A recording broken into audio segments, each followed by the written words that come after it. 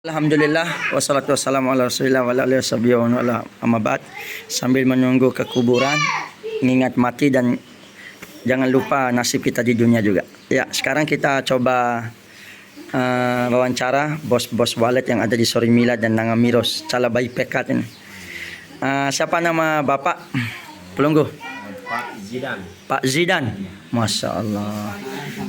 Tua ayaran sede. Sabri. Oh, Tuan Sabri. Nah, mau tanya dulu nih. Rencana kita akan buat ya gedung walet lah bersama Bapak Haji Sunardi, Bapak kami. Setelah jadi gedung, apa aja yang kita persiapkan? Gedungnya berapa ukurannya yang pas? Cocok minimalnya berapa? Tingginya berapa? Mohon sampaikan kepada kami.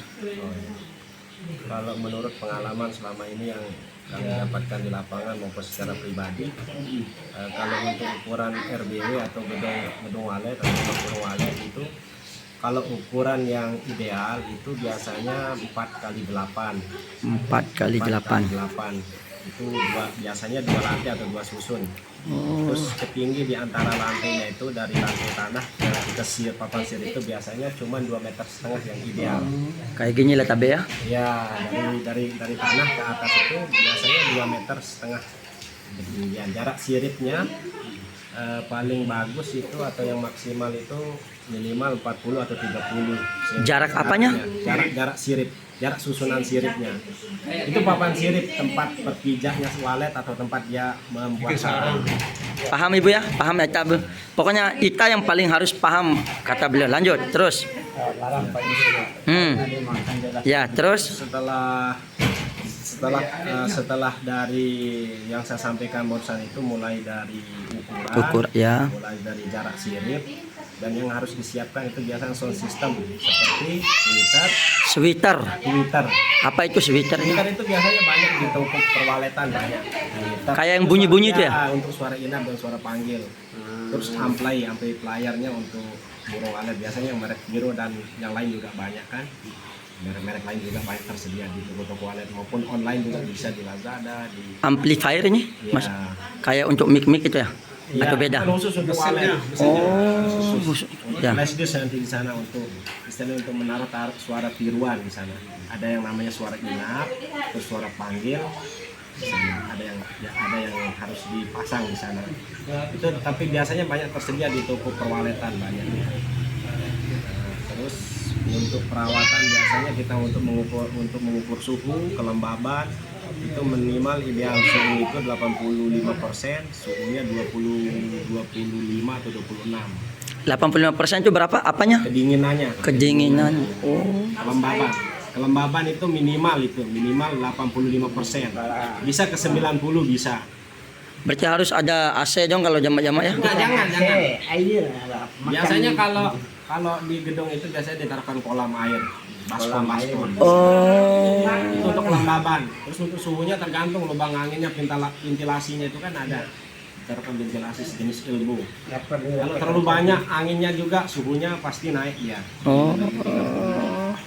Tergantung sih nanti dari siapa, mungkin biasanya kan pakai konsultan atau pakai ya ahli-ahlinya itu kan pasti pakai itu. Bisa di channel YouTube juga banyak sekarang kan, buka channel YouTube. Iya, mantap. Kalau pengalaman kami di sini cuma yang saya sampaikan ini. Biasanya ada yang 3 meter, 2 meter, tapi kebanyakan 2,5 meter ketinggi di antara lantai tanah ke lantai sirip.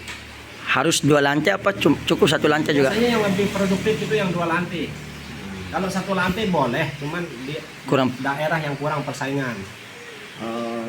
Karena walet itu semakin tinggi dia rumah yang kita buatkan, semakin senang dia manuvernya. Manuver itu apa maknanya? Manuver untuk mendatangi rumah. Oh, kayak mau buat sarang gitu ya? Untuk mendekati sumber suara yang kita taruhkan, suara tiruan itu kan. Jadi lebih leluas dia untuk keluar masuk terbang. Berarti setiap bangunan anggaplah 2 lantai yang berarti kita buatin semacam kayak yang lihat di tua itu ada pipa kan? Pipa ya. Itu tempat masuknya Walet Kan itu kalau pipa itu untuk angin, untuk suhu yang saya maksud tadi itu. kalau tempat masuknya memang ada khusus Ada, biasanya 40 kali 50. 40 kali 50 cm. Ya, betul. Di tempat berarti kalau berarti hanya cukup satu itu aja berarti ya? Apanya? Lubang Bis- masuknya? oh. Bisa satu, yang penting luas. Misalnya sekarang mau bikin lubang masuk, yang penting jangan ada penghalang seperti pepohonan atau rumah tetangga atau rumah orang. Yang luas lah. Minimal 100 meter dari pintu masuk itu tidak ada penghalang. 100 meter aja punya ya. Iya. Berarti tapi di lantai 2 yang di atas berarti kita lubangin dong yang di untuk biar masuk ke lantai 2 Ada di sana namanya lubang void atau lubang terjun. biar bisa masuk ke lantai 1. Setelah masuk dari pintu, dari LND, dari pintunya itu nanti dia akan mengakses lagi ke void atau ke lubang terjun itu. Biasanya kalau lubang terjun yang lebih ideal itu 2 meter persegi atau 1,5 meter persegi. Untuk masuk ke lantai bawah. Untuk menjelajahi di antara ruang nginap itu kan. Nah, misalnya setelah dia masuk di LND, di lubang masuk pertama, otomatis dia putar nanti di sana. Setelah dia putar nanti ada suara tarik yang kita taruhkan di sana di lubang terjunnya itu, baru dia menjelajah lagi semakin ke bawah. Dia mencari di antara ruang nginap. Pertanyaan selanjutnya, Seakan-akan ada temannya yang di bawah. Iya, kita buatkan kita buat semacam kayak suara godaan lah gitu. ya, suara tiruan. Di lubangnya itu nggak boleh dekat-dekat dengan orang atau harus Jangan, karena kalau dekat rumah orang kan yang mengganggu pas nanti. lubangnya itu. Siapa tahu nanti tetangga kita mau Iya. sewa rumah atau mau bangun apa kan? Ah, Tertutup dia. pas cocok dah di tempat yang saya bilang itu Bu ya. Selanjutnya, pertanyaan selanjutnya, apa yang dilakukan walet di dalam itu? Apa yang kita cari? Nah itu tujuan kita buat walet ini untuk apa? Saya bayangin dulu waletnya semakin banyak walet itulah yang kita jual. Ternyata setelah kita lihat, ludahnya ternyata gimana sih? Kayak gimana proses Proses adaptasi ya. Pertama sekali ini pengalaman atau biasanya walet. Pertama sekali kita panggil dengan suara tiruan itu, dia mendekat, dia masuk di sana, mensurvei tempat itu apakah layak untuk dia tinggali, tempati. Nah, buatin sarangnya. ya setelah dia sudah datangi tempat itu, berarti di sana akan beradaptasi dia di sana. Paling tidak 15 menit, 20 menit dia akan hinggap di suara Twitter yang seperti bilang itu, Twitter inap itu atau di papan sirip itu. Setelah itu keluar lagi dia, nanti dia datang lagi cari. Kalau memang cocok dia Kalau memang di sana seperti saya bilang barusan itu memenuhi standar suhu dan kelembabannya, insya Allah burung itu akan betah di sana. Setelah betah di sana nanti dia akan membentuk kelompok untuk menetap di sana, untuk menghasilkan uang. Nah di sana dia akan bersarang di papan sirip itu untuk memberikan kita rezeki. Ya. Setelah dia di sana sudah membuat sarang, dia akan bertelur. Setelah bertelur dia akan beranak. Setelah anaknya udah besar, dia akan tinggali sarang itu, baru kita ambil. Oh berarti dari sarangnya itulah Dari sarangnya itulah yang kita harapkan untuk dijadikan uang. yang kita kemarin itu sarang walet, bukan air liurnya. Air liur. Tapi walet ini kan membuat sarang itu pakai liurnya. Dari kantung salipa dia. Dari kantung salipa tenggorokannya itu kan. Jadi maksudnya kenapa dia suhu itu harus ideal? Semakin bagus suhu itu, jadi liurnya itu semakin banyak keluar. Kalau gedung itu panas, tidak ada kelembaban, jadi tenggorokannya burung itu sulit mengeluarkan liur.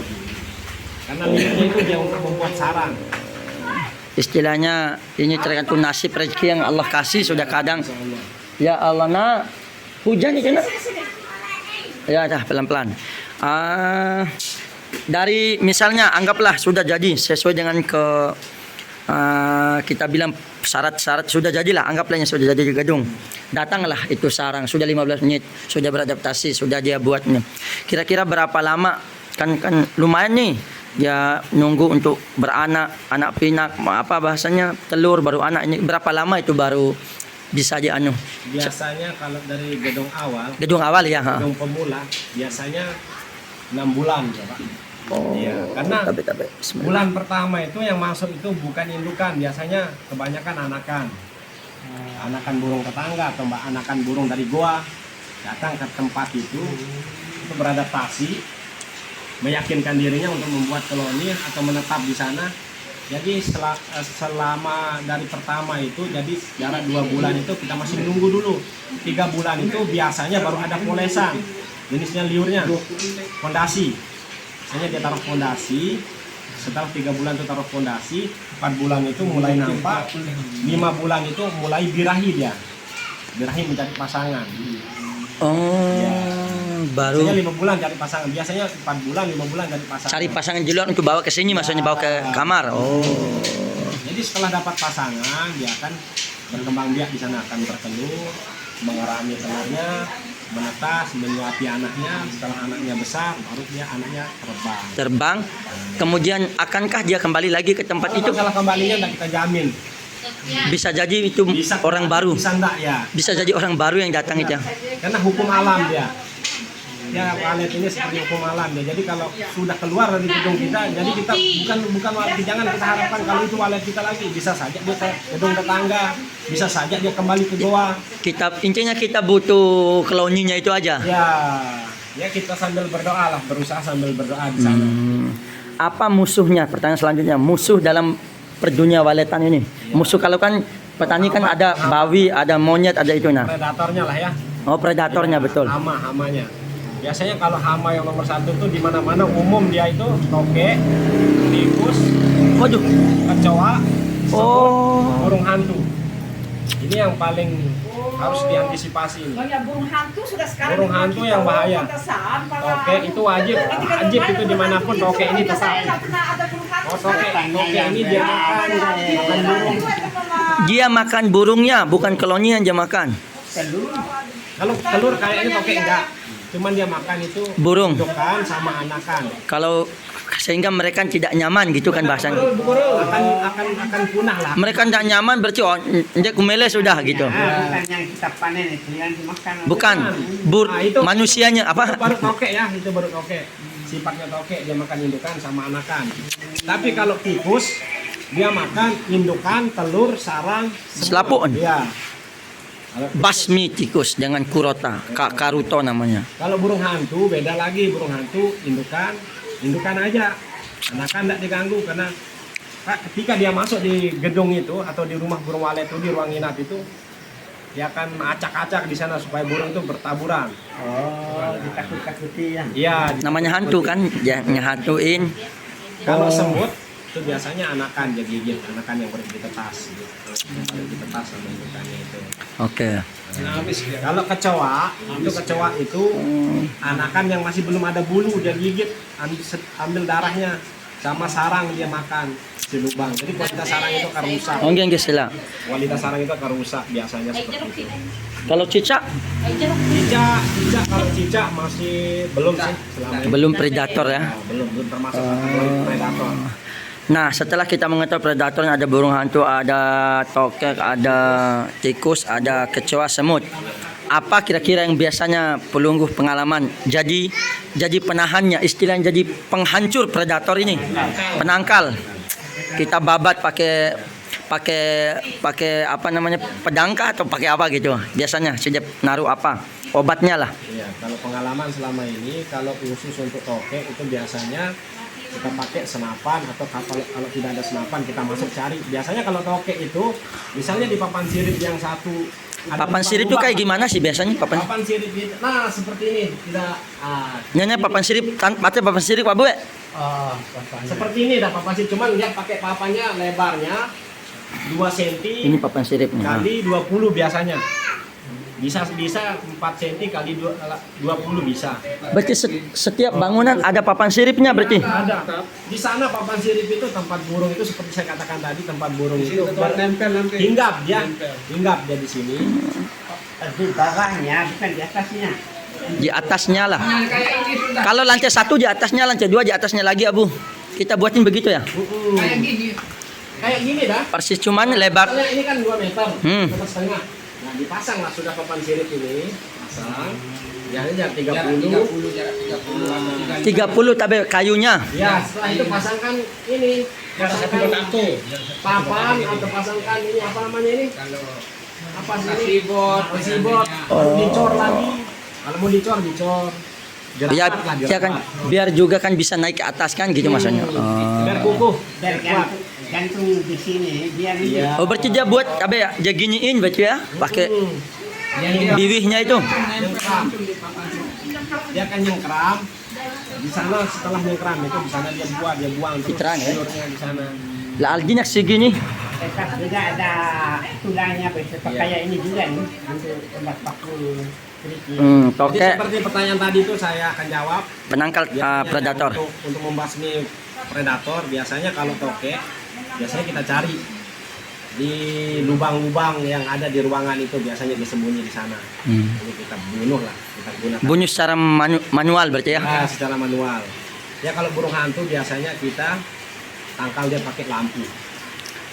Lampu seperti balon di depan dekat pintu masuk atau Itu masuk ke walet. ya atau jarum pentul biasanya kita akan bikinkan supaya nanti kalau dia hinggap di lubang masuk itu, Sakit.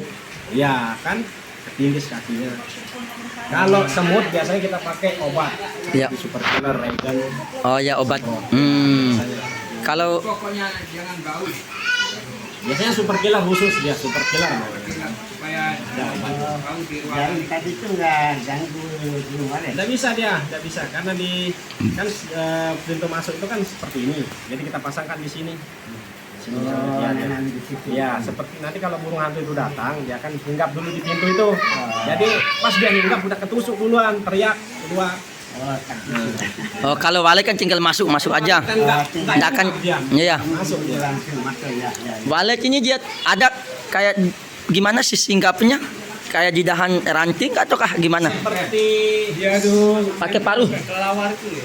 Nempel pakai paruh berarti dia? Bukan pakai kaki. Tapi dia gantung kakinya begini, dia nggak lurus dia begini. Kayak kalau lawan saya.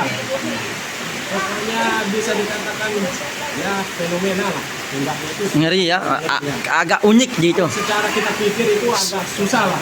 Kok bisa seperti itu? Nah, tapi itulah kelebihannya. Kelebihan yang Allah kasih ya. Hujan. Yang masuk kedua di pintu itu saya amati tangannya itu ada yang besar, ada yang kecil. Mana yang Kalau yang besar itu biasanya indukan, kalau yang kecil itu masih muda burungnya. Oh berarti kita berdoa semoga banyak aja yang induk masuk buatin sarang gitu ya. Iya, benar. Berarti kita buatin tamu-tamu kita ini biar nyaman gitulah. Nyaman betul. Kadang-kadang Pak, biasanya kita usahakan itu lebih nyaman tempatnya walet ini daripada tempat kita biasanya. Sangat betul-betul kita perhatikan untuk walet ini. Karena harapan kita walet ini, Masya Allah luar biasa. Oh ya, Membantu dia. setelah semua jadi berarti dia akan meninggal jamak-jamak dan sarangnya itu berarti seakan-akan mereka tidak membutuhkan itu ya. Sarangnya itu yang kita butuh itu. Dia cari itu tetap dia cari. Cuman Begini. begini pas panen itu kita ambil. Kalau masalah sarang itu, biasanya setelah dia buat berkembang biak di sana, setelah anakannya terbang, itu kalau kita tidak panen dia akan tempati lagi bertelur. Tapi di sanalah peran dan fungsi kita selaku Panen. penyedia tempatnya dia kan. Jadi setelah dia sudah Jasa lah ya setelah memenuhi syarat jadi dalam gedung itu, jadi kan hak ngambil. untuk mengambil yang sudah terbang. Biarin dah buat rumah baru lagi menolak. Dia nanti dia buat rumah baru lagi. Oh, enggak marah juga Enggak, karena kita enggak. ambil itu. Enggak, yang penting kita biar Dan- Kita itu kalau kita ambil dia sudah Dan kita juga tidak tahu entah walet yang mana yang masuk kan. Nah, pertanyaan terakhir Pak. Pak siapa tadi lupa yang namanya? Zidan. Pak Zidan, astagfirullah. Pak Zidan, pertanyaan terakhir. Setelah kita nanam, jamak-jamak ya kita ambil kan? Iya, iya. Kita ambil. Itu biasanya sistem penjualannya kan sekarang. Ini tujuan utama dalam pembuatan ini kan. Iya. Penjualannya itu berapa? Anggaplah berapa kita hitungannya per kilo kah, hitungan per ons kah, atau gimana? Per gram ya. Umumnya per on ya. Per ons itu berapa ribu, berapa puluh ribu, berapa ratus ribu, berapa juta? Nah itu dia. Jadi kalau walet ini dia memang luar biasa, bisa dikatakan Paling wow ya. ya wow sudah. Jadi dia ada 4 kategori dia, jenis dan kualitas. Yang pertama itu yang kelas 1 itu dikatakan sarang mangkok. Yang mangkok itu yang di papan siripnya langsung. Terus ada yang kedua namanya sarang sudut. Nah, itu sudah di sudut. Yang ketiga ada yang dikatakan sarang patahan. Yang patahan itu yang pecah. Walaupun dari manapun yang Iya, pecah ya. entah pecah secara alam, entah pecah secara kita Secara kita sengaja ya. Yang keempat itu namanya bapau. Nah, yang bapau ini yang Apa? kita biarkan beranak sampai 2 kali, 3 kali. Ini oh. Jadi kalau yang mangkok ini dia lebih tinggi, dominan tinggi. Yang kelas 1 yang saya bilang. Ya. Yang sudut ini harganya kelas 2.